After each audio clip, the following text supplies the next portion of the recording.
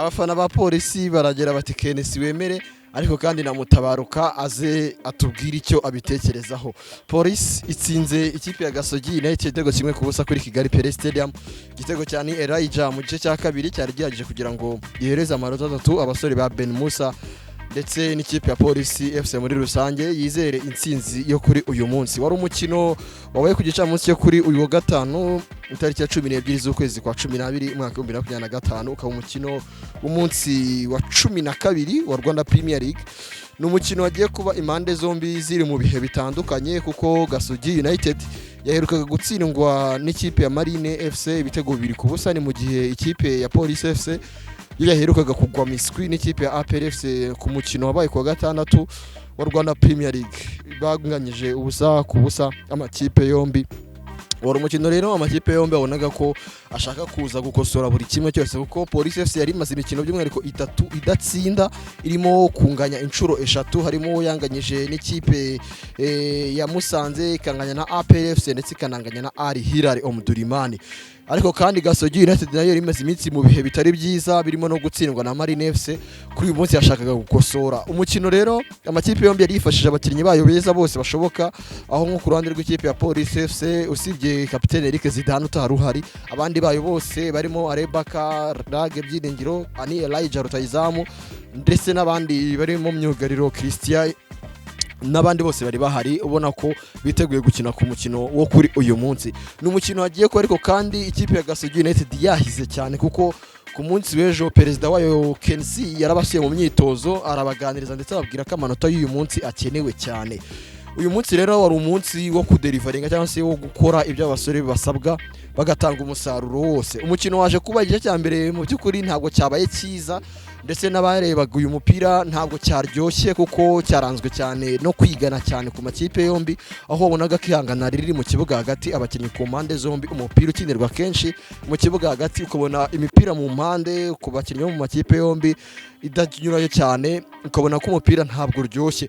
Igice cya kabiri cyazanye impinduka ndetse n'isura nshya ku makipe yombi. Bidatinze ku munota wa 52 ku mupira mwiza witwa Nire Elijah yatunganyirijwe na Kwitonda Rebaka awunyuza muri ba myugariro ba Gasogi United.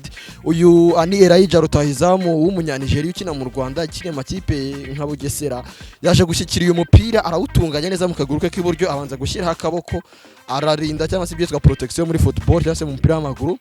Ashyize akaboko kumwe nyine ugomba kwitegura ko umukinnyi muhanganye ashaka kuza kukurusha imbaraga akagutwara umupira, ubanza gushyira akaboko kugira ngo wirinde ko ari buze kugutwara. Anire Elijah yabikoze, ashyira umupira neza mu kaguru ke k'iburyo, arekura ishoti riremereye cyane, umupira uruhukira mu rushundura. Nta kindi kitari gukura umupira mu rushundura umuzamu cyuzuze Megayeri yari gukora. Ku munota 52 Police FC iba yanditse igitego cya mbere, Police FC 1 Gasogi United ubusa.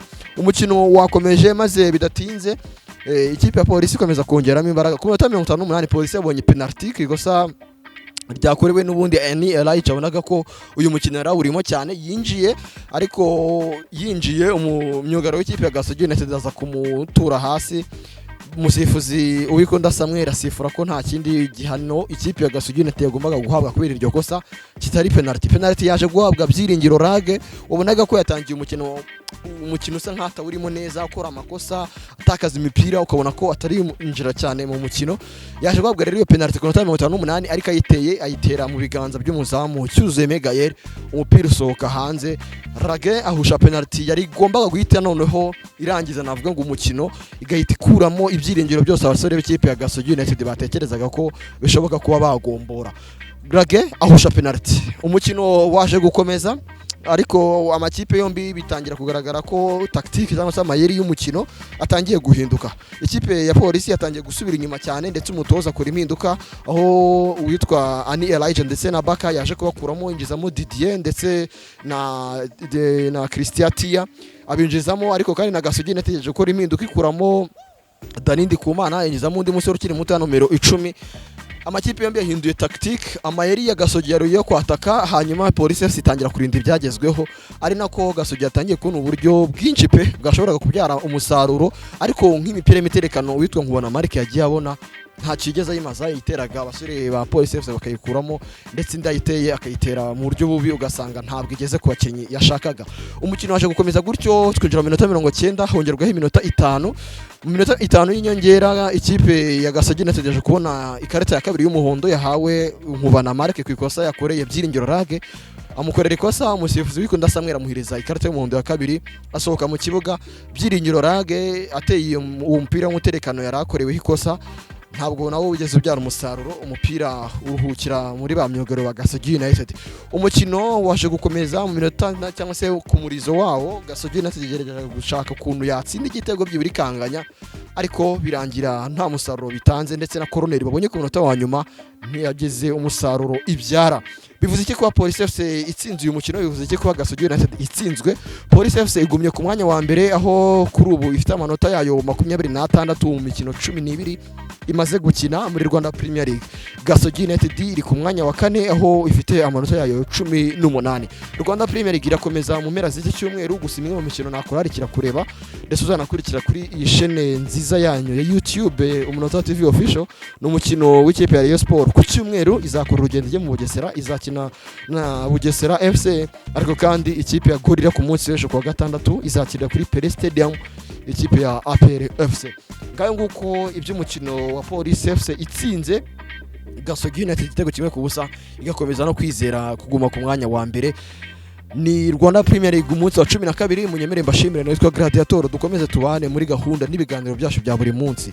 Turi umunota.com, mukomeze usome inkuru zose zifitanye isano n'u Rwanda ku umunota.com, ariko kandi komeza ubane natwe kuri chaîne yacu ya YouTube mu biganiro byose bishoboka, bibe imyidagaduro, imikino, uburezi, imibereho myiza y'abaturage n'ibindi byose bifitanye isano n'u Rwanda uzabibona kuri chaîne yanyu yitwa UMUNOTA TV official. Reka mbashimire, nshimire na mugenzi wanjye yafashe kubasho yitwa Director Namaka.